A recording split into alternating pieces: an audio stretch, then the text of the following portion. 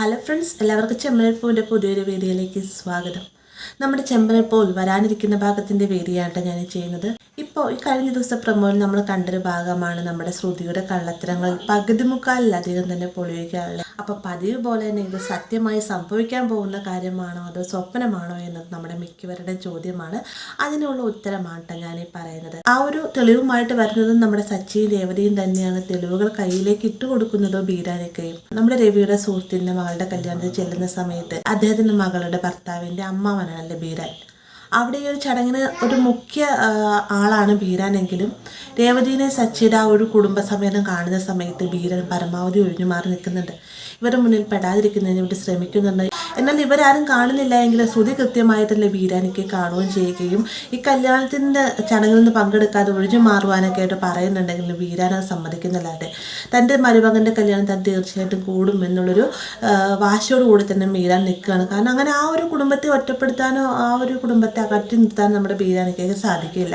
അതുകൊണ്ട് തന്നെ ഈ ഒരു കല്യാണത്തിന് പരമാവധി ഇവരെ ബാക്കി എല്ലാവരും കാണാത്ത രീതിക്ക് തന്നെ ബീരാനിക്ക ഒഴിഞ്ഞു മാറി നിൽക്കുന്നുണ്ടെങ്കിലും അവസാനം നമ്മുടെ സച്ചിയുടെ രേവതിയുടെ കൺമുന്നിൽ പെടുന്നുണ്ട് കേട്ടോ. കെട്ടിൻ്റെ സമയത്ത് വരെ ഇവരെ കൺമുന്നിൽ പെടാതിരിക്കാനായിട്ട് ബീരൻ ഇവരോട് ഫോട്ടോ എടുക്കാനല്ലെന്നാണ് കെട്ടിൻ്റെ സമയത്ത് ആ ഒരു സ്റ്റേജിലേക്ക് കയറി ചെല്ലാൻ ഒന്നും തന്നെ ബീരാനിക്ക സമ്മതിക്കുന്നില്ല. എന്നിരുന്നാലും നമ്മുടെ ശ്രുതിയുടെ കഷ്ടകാലം എന്ന് പറയട്ടെ, നമ്മുടെ സച്ചിയുടെ രേവതിയും കൺമുന്നിലായിട്ട് ബീരാനിക്ക പെടുന്നുണ്ട്. അതിന് കാരണം ഒരു സാഹചര്യം അവിടെ നിന്ന് ഉണ്ടാകുന്നുണ്ട്. ഈ ഒരു വിവാഹ പെണ്ണിൻ്റെ ആഭരണങ്ങളുമായിട്ട് ഒരു ലേഡി, പുറത്തുനിന്നുള്ളൊരു ലേഡി വന്നതിന് ശേഷം മോഷ്ടിച്ചുകൊണ്ട് പോകുന്നുണ്ട്. ഇത് നമ്മുടെ രേവതി കാണാനിടയാവുകയും രേവതി സച്ചിയും കൂടെ കൂടിയിട്ട് ഇവരെ ഫോളോ ചെയ്ത് സ്വർണ്ണമൊക്കെ മേടിച്ചുകൊണ്ട് വന്ന് തിരികെ രവിയുടെ സുഹൃത്തിൻ്റെ കയ്യിലേക്ക് ഏൽപ്പിക്കുകയൊക്കെ ചെയ്യുന്നുണ്ട്. അപ്പോൾ ഈ ഒരു വിവരം ഇദ്ദേഹം ബീരാനിക്കോടായിട്ട് പറയുന്നുണ്ട്. ഇങ്ങനെ മകളുടെ സ്വർണം കാണാതെ പോയ സമയത്ത് എൻ്റെ കൂട്ടുകാരൻ്റെ മകനും ഭാര്യയും കൂടെ ചേർന്നിട്ടാണ് ആ ഒരു ആഭരണങ്ങളെല്ലാം തന്നെ തിരികെ കൊണ്ടുവന്നതെന്നൊക്കെ പറയുമ്പോഴത്തേക്ക് ബീരാൻ പറയുന്നുണ്ട്, ഇപ്പോഴത്തെ കാലഘട്ടത്തിൽ ഇങ്ങനെയുള്ള ചെറുപ്പക്കാരെ കണ്ടു കിട്ടാനുള്ള ചാൻസ് കുറവാണ്. അതുകൊണ്ട് നമുക്ക് അവർക്ക് നല്ല രീതിയിൽ തന്നെ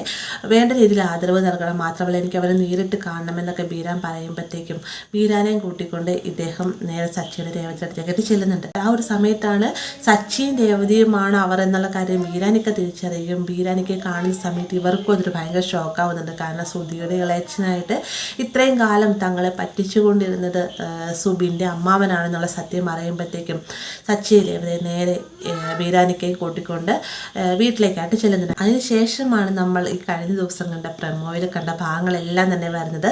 അപ്പോൾ ഇതൊരിക്കലും ഒരു സ്വപ്നമല്ല കേട്ടോ, യാഥാർത്ഥ്യം സംഭവിക്കാൻ പോകുന്ന കാര്യമാണ്. അപ്പോൾ ഇങ്ങനൊരു ഭാഗം നമ്മൾ അടുത്ത ആഴ്ച കാത്തിരിക്കുന്നുണ്ട്. ആരും തന്നെ മിസ് ചെയ്യാതെ കാണാം. വീഡിയോ ഇഷ്ടമായി കഴിഞ്ഞാൽ ലൈക്ക് ചെയ്യാനും കൂടി ചാനൽ സബ്സ്ക്രൈബ് ചെയ്യാനും മറക്കരുത്.